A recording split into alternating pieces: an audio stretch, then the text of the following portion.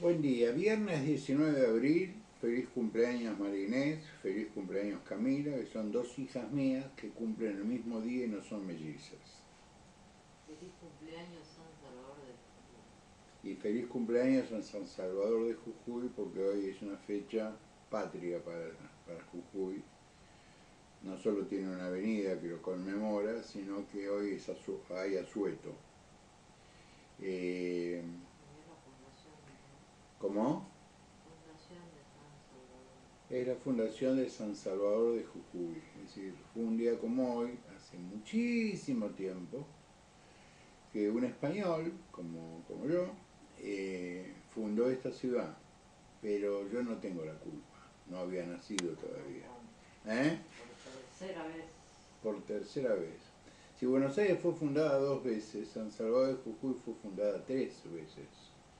Ahora, bueno, los españoles llegaron a las playas de la ciudad de Buenos Aires, a Quilmes, para ser más preciso, la primera vez, no encontraron mayor resistencia. Los españoles que llegaron a esta zona de la Argentina, Jujuy, se encontraron que había un pueblo evolucionado, que eran primos hermanos de los incas. En realidad hoy la moderna arqueología te dice que eran incas. Eh, el Pucará de Tilcara es una demostración turística de lo que era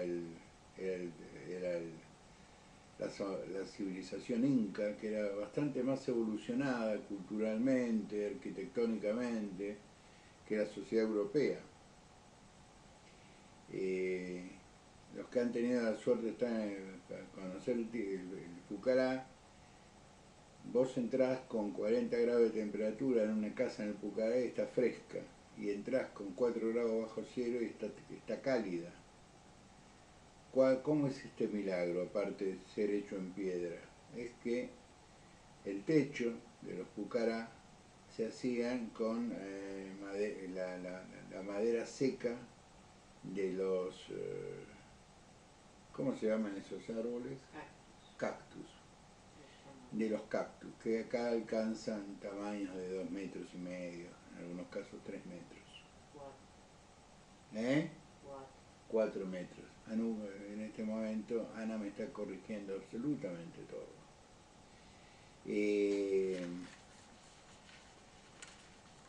Gracias por los 630 visualizaciones. Estoy de a poco volviendo a los números originales. Quiere decir que o que me levantaron el castigo o que la sociedad se empezó a dar cuenta de que las cosas que yo digo no estaban tan alejadas de la realidad. Es decir, ha bajado, no, pero está empezando a bajar exponencialmente los insultos. El argentino por lo general no estamos acostumbrados a decir flaco, disculpame, tenías razón. Tampoco espero que me digan flaco, disculpame, tenías razón. Pero el hecho de que se detuvo bruscamente la caída de seguidores y empezó a subir nuevamente y en Twitter, y que acá he subido está bien, no hago más un programa diario, eso me daba... Pero bueno, quiere decir que empieza a haber coincidencias entre lo que uno dice y lo que la sociedad siente. Y eso no sé si es bueno o es malo, pero es una realidad que podemos constatar todos los días. Por lo tanto me parece justo, como no reproché la caída, agradecer la estabilidad de nuestras cuentas. Lo que no tengo son las cantidades de likes que debería tener en función de las vistas, pero tampoco importa. Tampoco se puede pedir todo. ¿Cómo? O una cosa o la otra. Claro, no se puede pedir todo en la vida, ¿no es cierto? Si me ven, y en algunos casos hasta retuitean, en algunos casos me citan, está bueno eso. Estas 48 horas que pasaron del miércoles hasta hoy, se ha pronunciado de alguna manera, se ha profundizado lo que uno viene diciendo desde hace tiempo, es decir, se le está viendo el verdadero rostro al gobierno. Esto en sí es bueno. Primero porque terminar con la fantasía y traernos a la realidad nos pone en una situación mucho más ventajosa al momento de tomar decisiones. No decisiones políticas, decisiones de vida. ¿Qué voy a hacer? Si voy a invertir, no voy a invertir, si voy a ahorrar, no voy a ahorrar, si me sereno, si no imagino cosas locas, en fin. Saber en dónde está uno parado siempre es bueno. Siempre es bueno. Y yo alguna vez dije que la política era como subir una montaña o como jugar al rugby. Es decir, vos tenés que solucionar los conflictos que te presenta el juego o la montaña en segundos y por metros. Yo en la montaña tenía que solucionar un problema de 2 metros, 3 metros, en los próximos 20, 30 segundos. En el rugby yo tenía que resolver problemas en segundos que se provocaban por la posición de mis propios compañeros o los compañeros que jugaban con una camiseta diferente. Esto te adapta a la cabeza a tomar decisiones rápidas.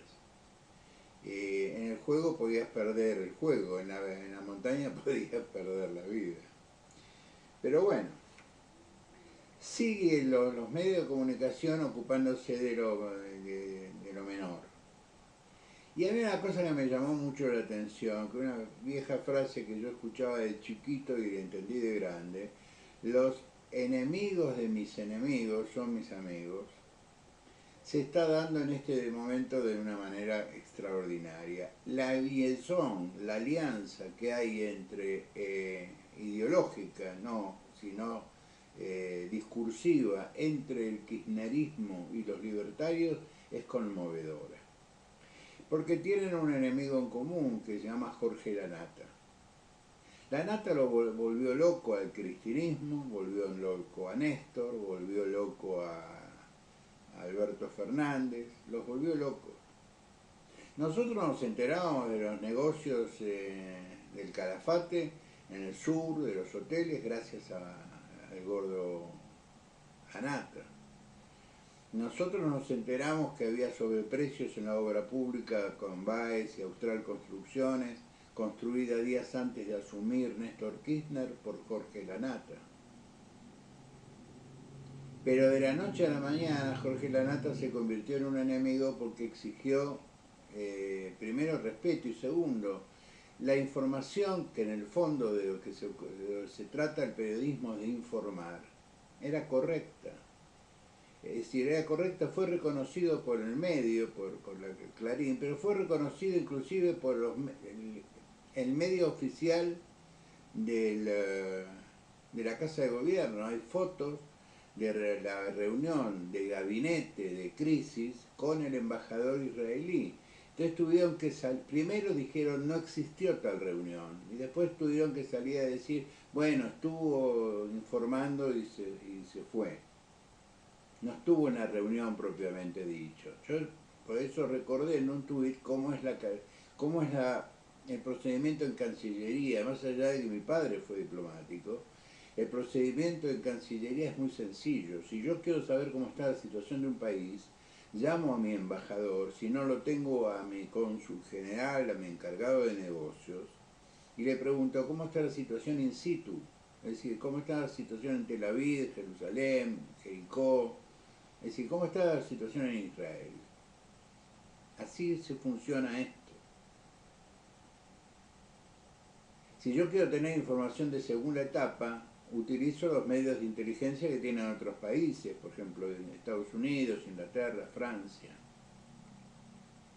De última, si yo quiero tener información política de un país, mi canciller llama al embajador de ese país y le dice, mirá, nosotros estamos con ustedes, necesitamos información, contame lo que me puedas contar. Pero no convoco al embajador, que lo puse en una situación muy incómoda, a una reunión de un gabinete de crisis de un país que tiene armamento para 12 horas de combate y que estamos a casi 20.000 kilómetros de distancia. Es decir, eso era para la galería, es decir, era para la tribuna, porque este es un gobierno que ama los tweets, ama las notas del tweet, por lo tanto también ama el fake, que es parte del tweet. Días pasados vi en YouTube, voy a ver si lo puedo reencontrar y ponerlo en el canal para que lo vean. Un programa de la televisión francesa, pero que está en castellano, muy interesante respecto a que el fake, la falsa noticia, es el 50, 60, 70% de la comunicación en Twitter. Porque a vos te llama la atención el título extraordinario. Situación que también tiene YouTube. Si ustedes recorren YouTube van a ver que el título no tiene nada que ver con el desarrollo del video. Porque si le diéramos bola a los títulos de YouTube, la guerra entre Ucrania y Rusia se hubiera terminado. Rusia está siendo derrotada todos los días. No la está pasando bien, la está pasando muy mal. Pero hay una exageración para atraer la visión del vidente, del televidente, del que consume estas redes. Entonces, si vos querés conseguir atención sobre tus tweets, podés llegar a exagerar un poco una información y de ahí al fake hay un paso. Y este gobierno sale de las redes sociales donde el fake, es decir, la noticia falsa o exagerada, es un elemento constitutivo de la comunicación.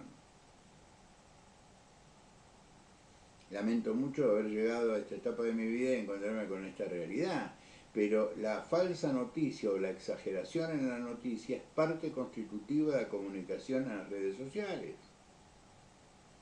Vamos, muchachos, digo a los que son divorciados o separados o solteros. ¿Cuántas veces se han enganchado con una cuenta porque la cara es muy bonita? Y cuando es una señora de 70 años que utilizó el avatar de una actriz sacada de YouTube o sacada de Google. De esto conozco 20 millones de casos. Es decir, el único tipo que se arriesga a mostrar su cara tal como es, su nombre y apellido, entre los pocos que conozco, aparte de Montes de Oca y Nacho, ¿no? Y Mr. Burman y otros tantos, soy yo. Porque la mayoría de la gente con la cual yo me interrelaciono, o usan su primer nombre y nada más, o usan un avatar. Es decir, hay cierta sensación es preferible que no sepan quién soy. Yo lo entiendo eso. Por eso yo decía el miércoles pasado, la libertad vos la perdés, no cuando tenés un gobierno autocrático, como era la dictadura de Onganía, de Levingston, de Lanusse, que son las que yo recuerdo, por haber militado. Yo jamás me sentí que había perdido mi libertad. Vos perdés tu libertad cuando te rendís, cuando dejás de pelear contra eso, es decir, dejás de opinar, dejás de decir lo que sentís, dejás de decir lo que... Si no lo hice a los 15 años, no lo voy a hacer a los 70. Por eso el enojo que a mí me llamó la atención, ver que hay una liaison, hay una unidad entre la crítica de los kirchneristas hacia la nata y de los libertarios hacia la nata. Ambos dicen lo mismo, porque a ambos les tocó lo mismo. Un Lanata que a mí, no, yo no lo consumo, Jorge, lo consumía en Página 12. Él hizo un diario que lo venció al monstruo del Clarín, lo venció en términos de tiraje, y en el mayor precio de Página 12 se lo vendió al grupo Clarín. Fortunas, ganó fortunas. y supo invertir. Yo creo que la Nata vive en el Cábana, es decir, vive en los edificios más caros de Argentina. No es un tipo al cual vos le puedas ofrecer un sobre. Eso me pareció tan bajo como lo del kirchnerismo. Y esto no es lo que se espera de un liberal. Uno de un liberal espera lo mejor. Lo dice un tipo que es radical, políticamente liberal, como buen radical, y nuestra diferencia los otros liberales es el papel del Estado. Pero la vida me está demostrando de que yo no estoy tan equivocado, porque ahora reculan en chancletas y le piden a 16 obras sociales que devuelvan el dinero. Y estas 16 obras sociales te van a decir, tengo un decreto que todavía está vigente y ustedes me mandan una resolución. ¿No tienen un abogado?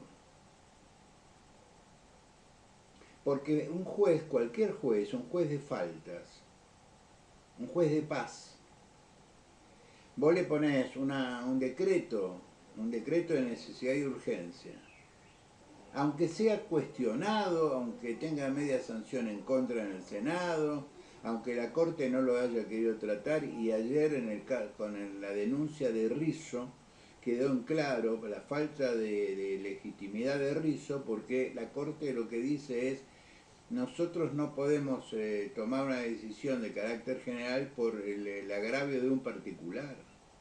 Rizzo hizo esta presentación porque están discutiendo, creo, el día de hoy, la conducción del Colegio de Abogados. Es decir, fue una medida de carácter publicitaria. Pero volviendo, estas 16 obras sociales pueden, no que digo que lo vayan a hacer, decirle: mirá, vos me ponés una resolución y me decís que yo devuelva el dinero. Yo tengo un decreto. ¿Por qué no? Eliminar el decreto. Porque con una resolución no es suficiente. Es decir, la ignorancia del derecho administrativo de la administración que nos gobierna es, para mí, ya peligrosa. Porque algunas cosas te pueden causar gracia. Pero cuando es tan burdo, yo leí, porque me lo mandó un colega, el doctor Vázquez, Ramón Vázquez, me mandó las resoluciones, una por una, las 16 resoluciones, al Hospital Británico, aquel, qué sé yo.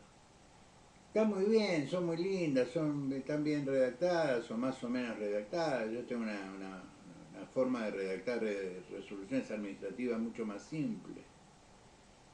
Pues se supone que la resolución no la tiene que entender un técnico, la tiene que entender cualquiera.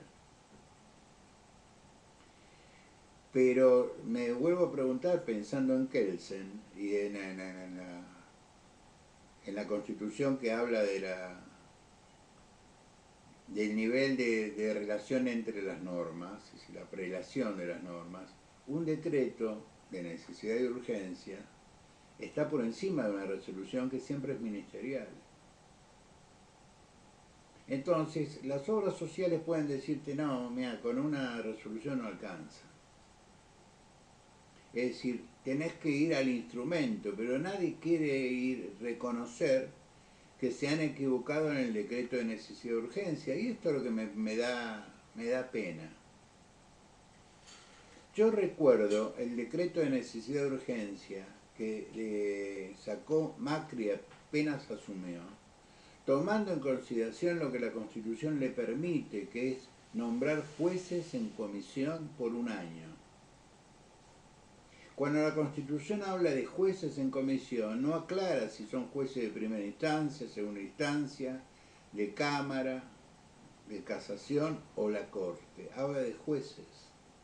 Y la exégesis constitucional es muy clara. Si no dice otra cosa, es cualquier juez. Y todo el mundo se brotó, todo el mundo se convirtió en constitucionalista. Les digo, me llamó la atención. Pero aún sabiendo que él ganaba la discusión en la Corte, Macri, ¿qué dijo? Bueno, listo, no nombro, retiro el decreto y lo hago pasar por el sistema común. Rosati y Rosenkrantz. Él quería agilizar el tema y tenían un año para confirmarlos o no. Los mismos que tienen el derecho y la obligación de hacerlo, que son los senadores.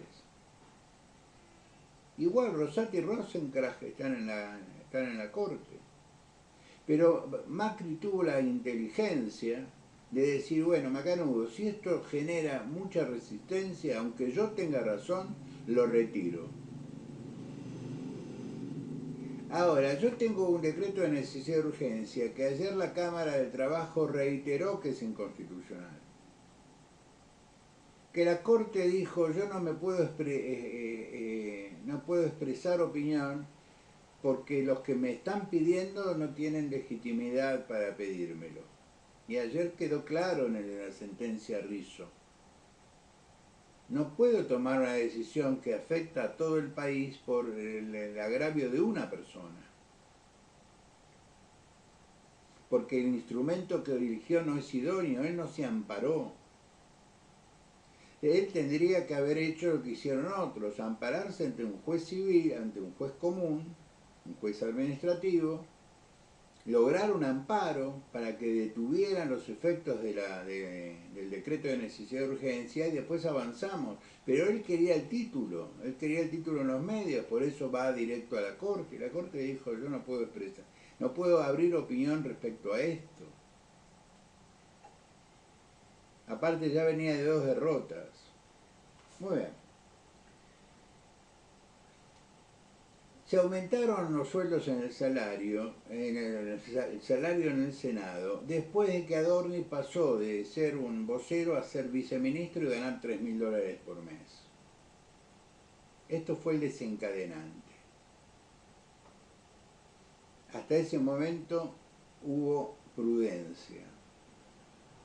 Pero si vos convertís a un tipo que solamente habla y por lo general dice tonterías,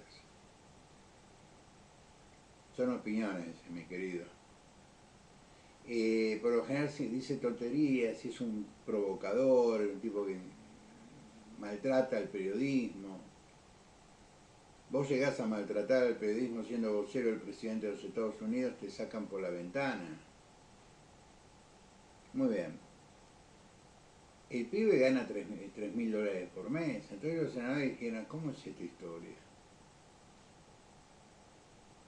Y no es cierto que hay... Ayer yo lo escuché a Luis Juez contradecir a su propio bloque, porque el presidente de su bloque firmó.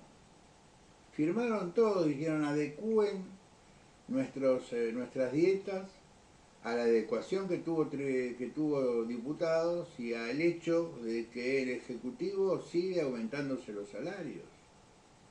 Y lo que antes era una subsecretaría ahora pasa a ser un ministerio, porque para que Adorni gane lo que gana, el superior de él, que era el secretario de Comunicaciones, hoy es ministro. Es decir, estamos volviendo a la vieja ley de ministerios. Es decir, todo el barullo duró 120 días. La motosierra se quedó sin combustible y los únicos que la pagaron son los empleados públicos por un lado, que estarían de más. Aclaro, hay un montón de organismos que están volviendo porque han ganado amparos en primera instancia y le han ordenado al Estado empleador, mirá, vos no podés echar a un tipo planta permanente o planta transitoria con más de 10 años o 8 años sin un sumario previo, porque tiene todas calidades de empleado concursado. Si vos no podés echar a un tipo porque se te da la gana, y más sin pagar la indemnización, etcétera, etcétera, etcétera. Entonces, frente a un amparo, ahí sí el organismo, el amparante fue un sindicato que representa un grupo, es un amparo colectivo. Entonces de a poco están volviendo, en silencio, no hacen ruido, porque hay un acuerdo entre el Ministerio de Capital Humano y los sindicatos. Bueno, van a volver, pero no hagamos ruido, no vivamos esto como como una derrota del gobierno y un triunfo de los sindicatos. Pero de hecho están volviendo.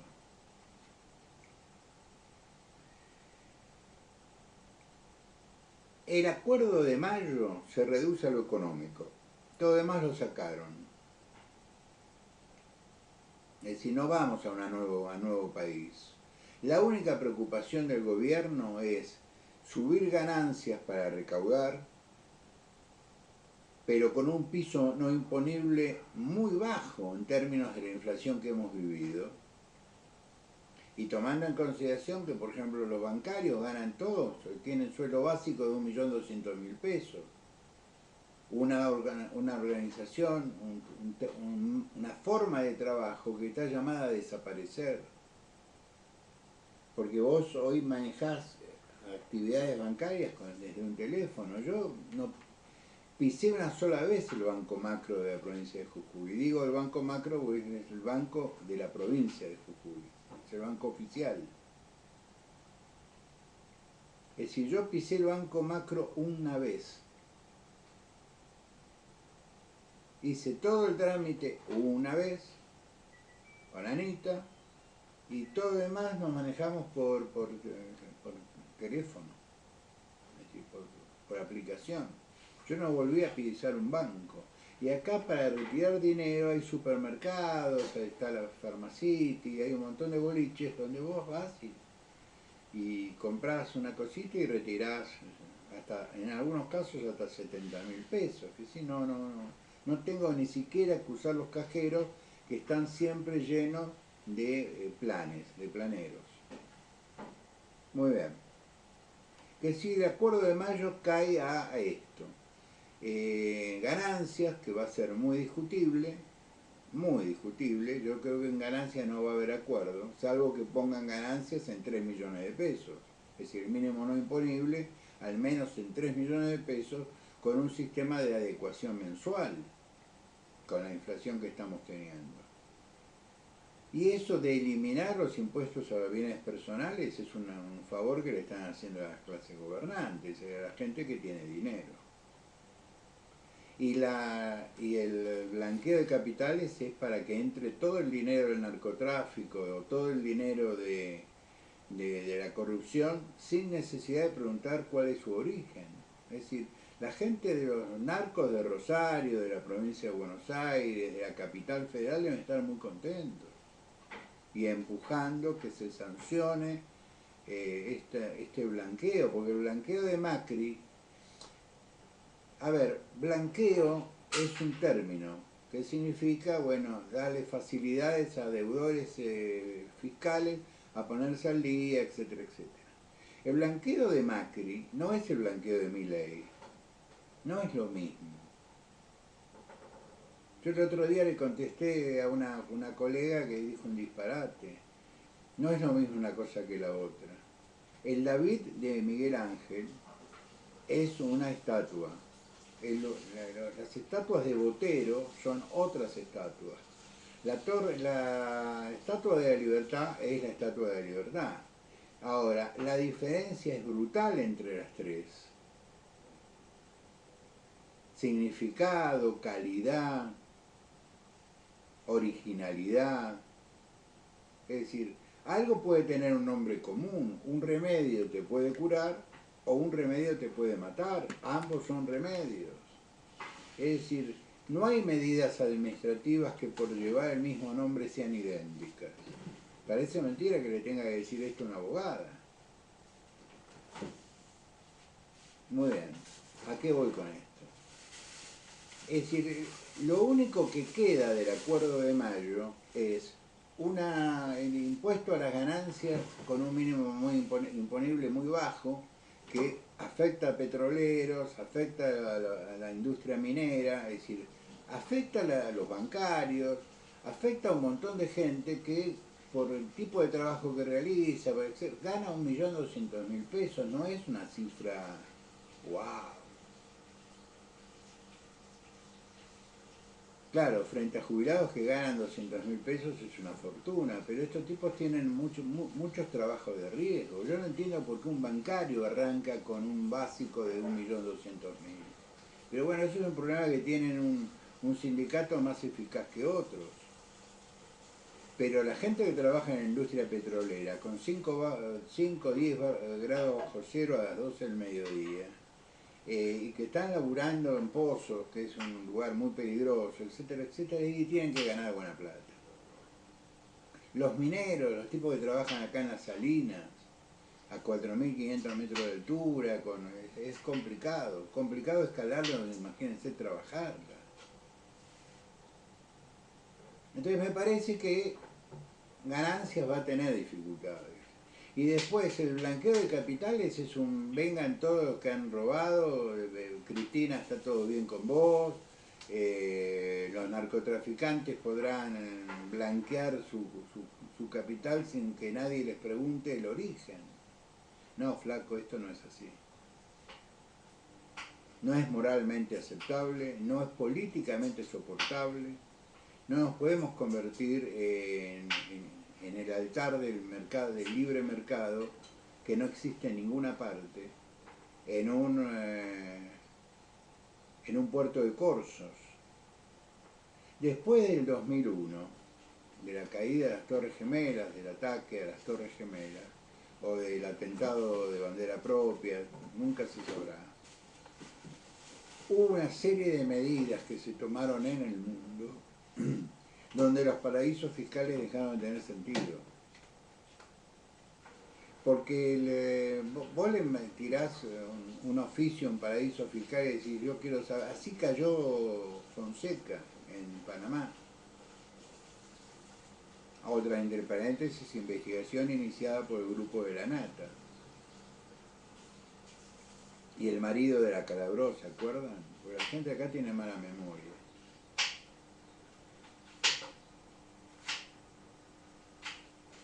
Los 3 elementos que propone mi ley, los 3 elementos son altamente cuestionables, sobre todo el blanqueo. Sobre todo el blanqueo. Porque vos en el caso de ganancias podés llegar a un acuerdo con la empresa, bueno, hacete cargo vos de los impuestos a las ganancias. Eso puede ser un acuerdo, pero no creo que estén en condiciones de hacerlo. Para terminar, el afer Pagano. Pagano está con una úlcera perforada, sangrante, dicen, en una clínica del sur de la provincia de Buenos Aires, donde es oriundo. Están haciendo todo el esfuerzo posible de los medios para decir que renunció. Yo la información que tengo es que Marcela no tiene ninguna intención de renunciar. ¿Esto puede ser cierto? Y sí, puede ser cierto. ¿Por qué tendría que renunciar? ¿Qué van a hacer? ¿Me van a echar del bloque de Libertad Avanza? Pero seguiré siendo presidenta de la comisión durante un año. Y podré ser una diputada sin bloque, con un bloque unipersonal, o volver al origen de Marcela. Marcela toda su vida fue peronista. ¿No sabían? ¿De dónde viene Marcela Pagano? De C5N, ¿verdad? Marcela toda su vida fue peronista, fue una militante. Fue militante de la Cámpora. Lo que pasa es que Twitter tiene muy mala memoria cuando quiere, pero yo no. Yo jamás vi a un militante con malos ojos. Tampoco los admiro, pero no miro a la gente con malos ojos. Decidiste militar por el peronismo, en un sector del peronismo, que es la Cámpora, que no tiene nada que ver con la coordinadora, son cosas distintas.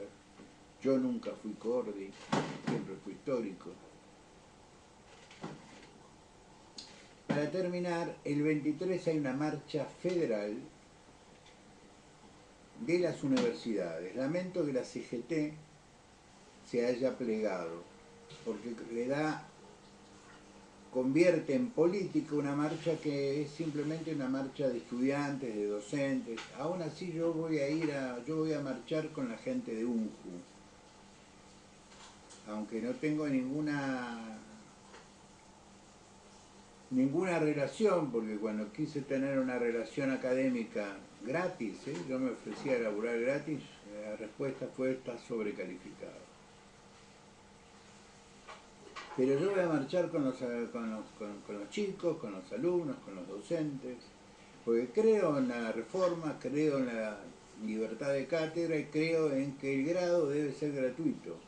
Y la pavada de los extranjeros la contestó muy bien el decano de odontología de la Universidad de Buenos Aires frente al AGE, diciendo el porcentaje es 8%. Es decir, frente a los 300.000 alumnos que tiene la UBA, 8% parece, de la expresión 24.000, parece un montón, pero es nada. Es absolutamente nada, la nada misma.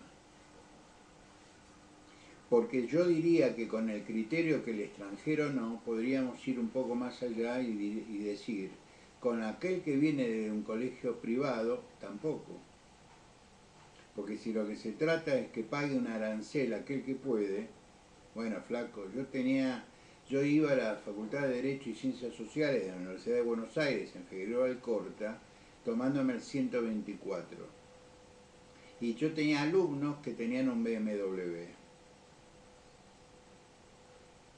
O autos que ahora llaman de alta gama, estacionados enfrente, donde ahora hay una plaza y un supermercado, no sé qué historia, y la terminal del H, del subterráneo.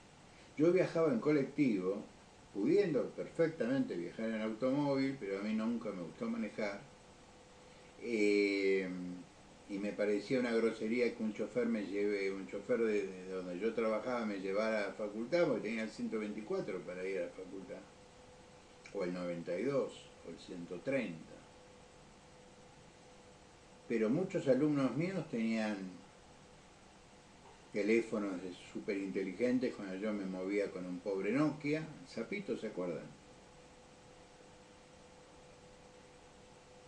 Entonces digo, si vamos a cobrarle a los extranjeros porque son extranjeros, ignorando el artículo 16 de la Constitución Nacional, y digamos, también vayamos un paso hacia la izquierda más y digamos, bueno, aquellos que si pudieron pagarse la primaria y la secundaria en un colegio privado, ¿por qué no le vamos a cobrar aranceles en la universidad pública?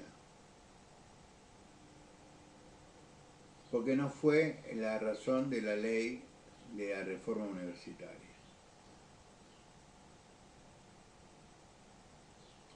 Tenemos la mejor universidad del mundo en términos objetivos y es gratuita junto a la UNAM. Y no tenemos una, tenemos 55. Balseiro es gratuita. El Comahue, la Universidad del Comahue, es gratuita. La Universidad de Jujuy, UNJU, que crea dentro de la carrera de minería gente de primer nivel. La Universidad Nacional de Mar del Plata, que tiene una de las mejores graduaciones en biología marina. La Universidad Nacional de La Plata, que escupe astrónomos que están trabajando en este momento en los grandes centros de astronomía y radioastronomía del mundo. No, el sistema universitario argentino no es la unidad académica de la UBA.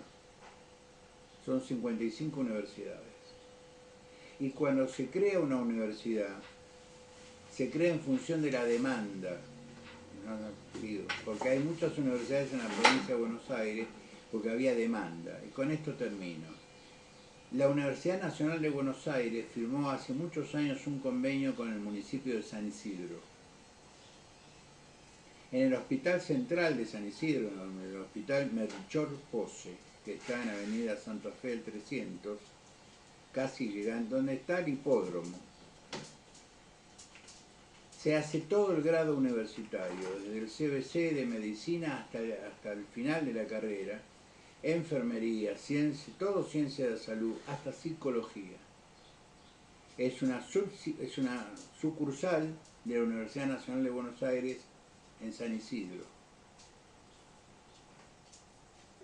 Vamos a arancelarlo a la gente que viene de Villa Adelina, de San Martín, de Tigre, de Escobar, de Pilar, que se toma el tren o 2 colectivos para ir a estudiar. Ahorremos en nos adorne y dejemos en paz a las universidades. Nos vemos el domingo en el vivo. Gracias, queridos. Un abrazo grande a todos. Si pueden, pongan like porque YouTube me reta. Un cariño grande.